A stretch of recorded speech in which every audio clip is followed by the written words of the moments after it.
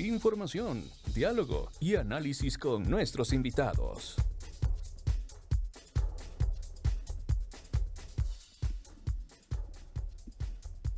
Amigos, son las 7 de la mañana con 25 minutos. Efraín Fuerés tenía 46 años de edad, pertenecía a la comunidad Inguitzalá de Cotacachi y él murió a las 6 horas con 30 minutos de este domingo, 28 de septiembre.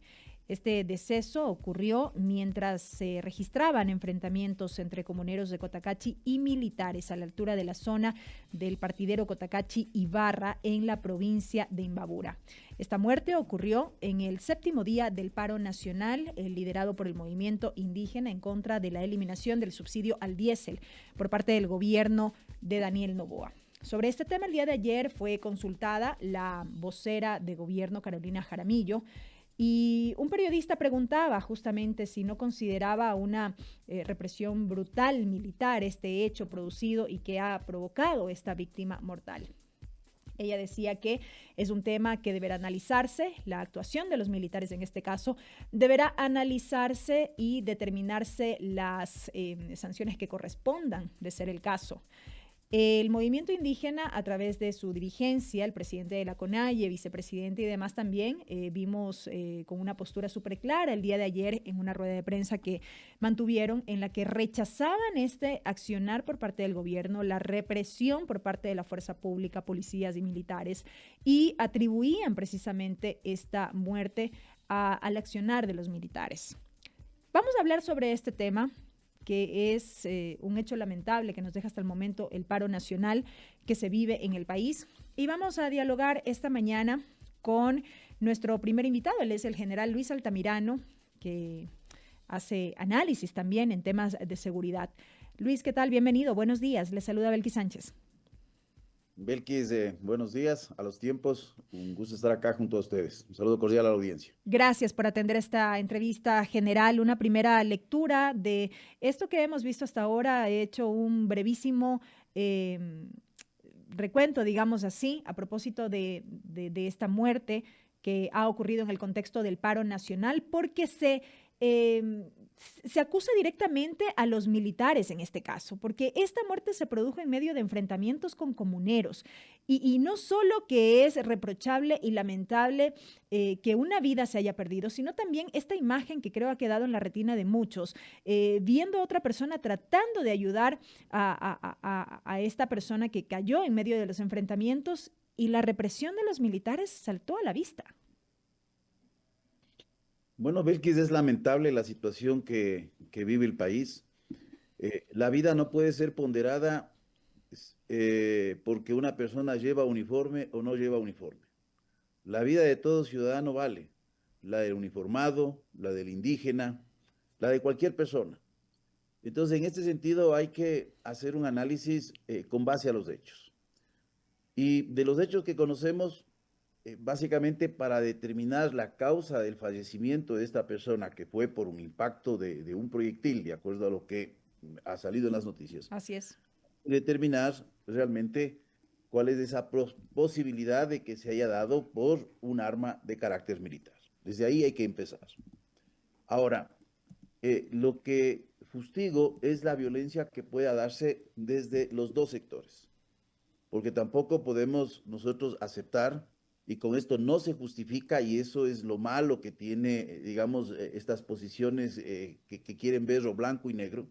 No se puede justificar este hecho tampoco por la violencia con la que se ha tratado a un personal militar que ha sido prácticamente retenido, golpeado, y otro personal permanece bajo condiciones de secuestro.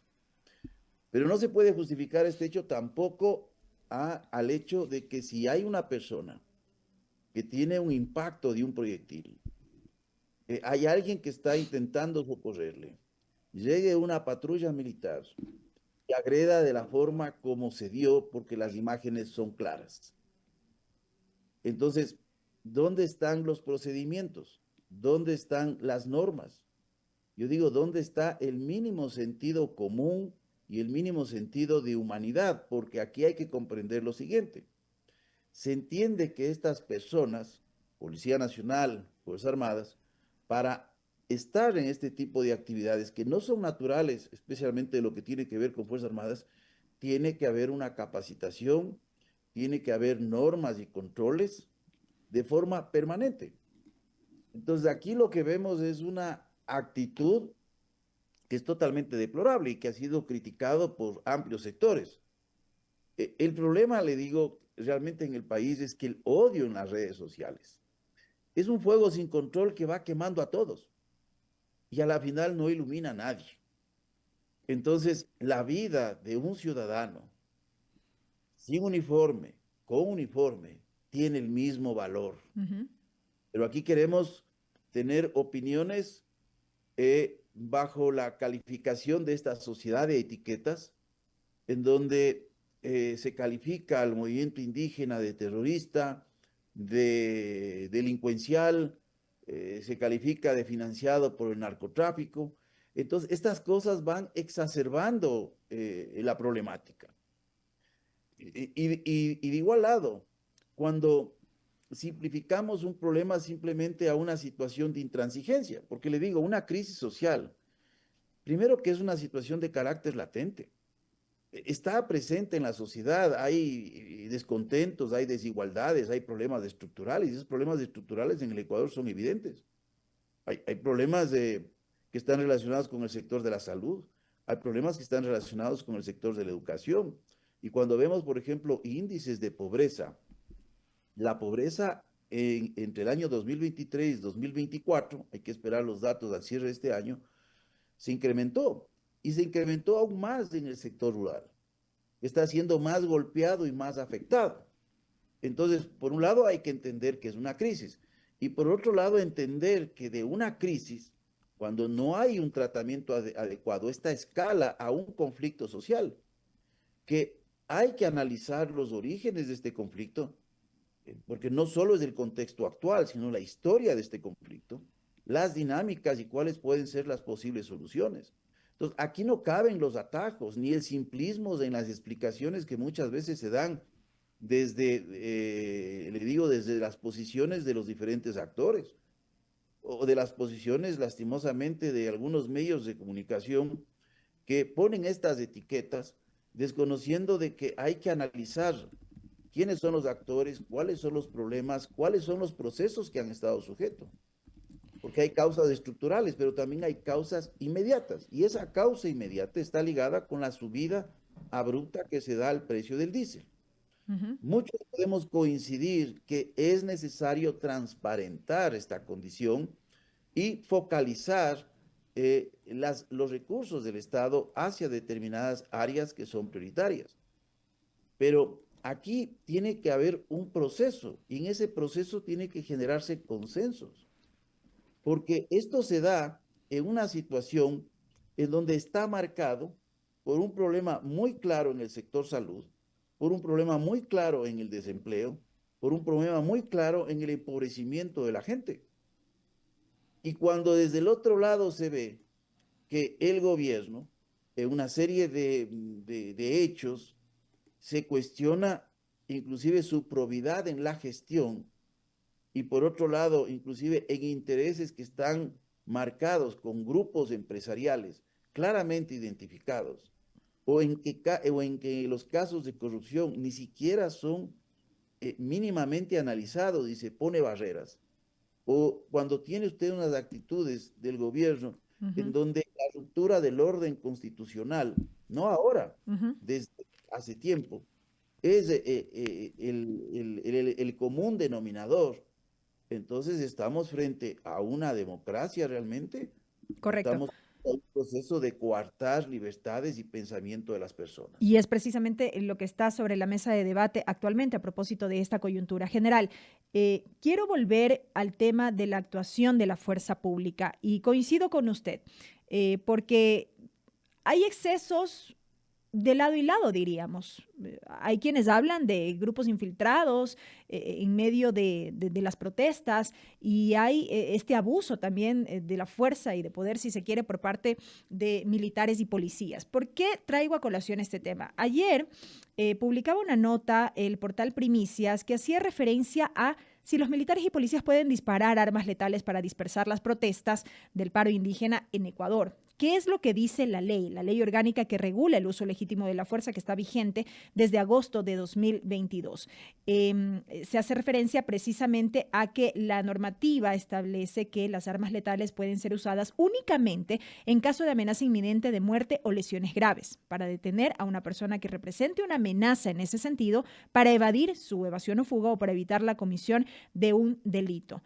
Antes de llegar a este punto, los militares y policías están obligados a precautelar la vida e integridad de las personas y deben usar medios no violentos como la negociación, verbalización, antes de recurrir a la fuerza física o usar armas menos no letales o letales. ¿Por qué hago referencia a esto? Porque según dio a conocer precisamente INRED a propósito de la autopsia que se hizo al cuerpo de Efraín Forés, él fue disparado por detrás, el proyectil de arma de fuego, no de perdigones, ingresó por su espalda, laceró el pulmón, fracturó la columna cervical, su costilla, salió por su pecho, según la autopsia, insisto.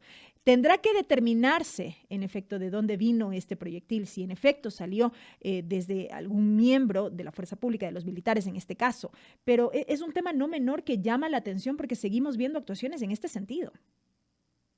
Mire, la fuerza pública tiene la obligación de observar las normas y preceptos legales. No voy a decirlo en este contexto, pero he mencionado en otras entrevistas cuando se trata el tema de seguridad, y esto no puede gustar.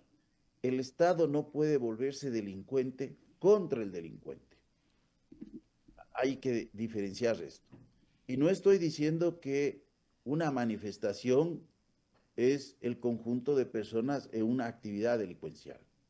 Hay que entender también los contextos. Y con esto tampoco podemos justificar el que se puedan dar actos vandálicos. Eso es lo racional, pero hay que también buscar las explicaciones de por qué estos actos vandálicos se producen. Y con esto tampoco se justifica acciones que se puedan dar de uno u otro lado. Aquí es importante observar principios como los principios de legalidad, el principio de necesidad, el principio de la proporcionalidad. Y aquí entiéndase bien que la proporcionalidad no es otra cosa más que un equilibrio que debe guardarse entre la gravedad de una situación que se está enfrentando, que es la amenaza, frente a la necesidad de una respuesta por la vulneración del derecho del servidor militar, del servidor policial o de terceros. Entonces hay que entender en el marco de la ley. No es carta abierta para actuar sin ningún tipo de límites. Entonces, estos elementos que yo le menciono, la legalidad, el estado de necesidad, la proporcionalidad, que le digo, no se entiende esto porque alguien tiene un arma y yo inicio desde la presencia física. Después paso a la verbalización. Después entro al control físico. Después utilizo las técnicas defensivas no letales y después utilizo armas letales o potencialmente letales o con la intención de causar una letalidad. Entonces, esto requiere adiestramiento, esto requiere entrenamiento, pero esto requiere sobre todo un control efectivo de mandos. ¿Qué está ocurriendo? ¿Que lo estamos viendo, general, brevemente? Mire, cuando usted tiene este hecho totalmente repudiable, donde tiene una persona caída, llegan estos dos vehículos, ahí debe haber existido un más antiguo, o sea, un comandante. Correcto. Esta persona la que tiene la obligación de intervenir frente a una posibilidad de un exceso.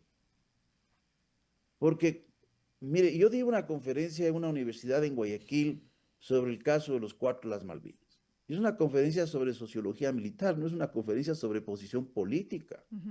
Es lo que a veces no se entiende.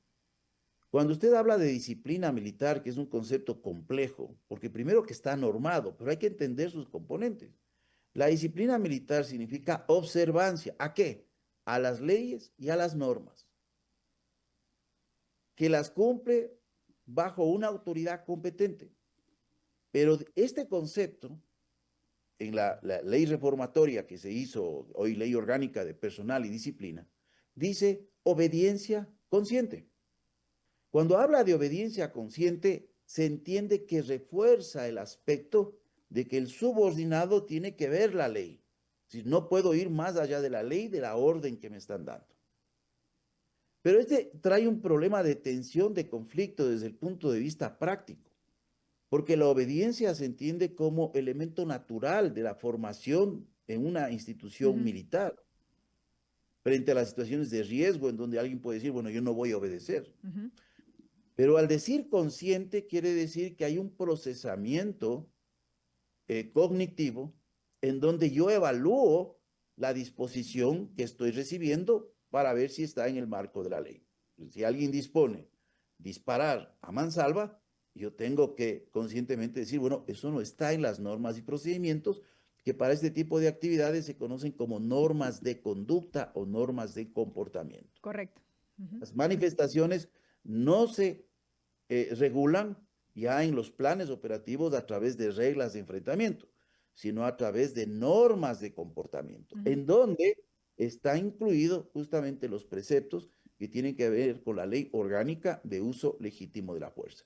Entonces, mi posición no es menoscabar bajo ningún aspecto la vida de nadie, la vida de un uniformado, o la vejación que puede tener un uniformado, o la agresión física, pero tampoco en el hecho de que se pueda usar las armas de fuego que no esté normado bajo una regulación. Y es precisamente lo que se armado, debe. Puede disparar. Y es precisamente lo que se debe investigar. Y ahí yo me pregunto cuánta confianza puede existir de una investigación que se realice, en este caso, a los propios miembros de la fuerza pública, los militares, después de este hecho ocurrido, porque siento que no existen las garantías debidas para tener una respuesta de lo que ocurrió. Pero en todo caso, es necesario seguir hablando de estos temas, general, y yo quiero agradecerle esta mañana por habernos acompañado y por estos aportes que van nutriendo también el debate sobre estos temas. Belkis, muchas gracias, estoy a las órdenes. Gracias. Ha estado con nosotros el general Luis Altamirano, hablando acerca de la represión de la fuerza pública frente a las protestas en el contexto del paro nacional y algunos aportes, como decía yo, que están sobre la mesa de debate para el análisis respectivo. 7 de la mañana con 42 minutos.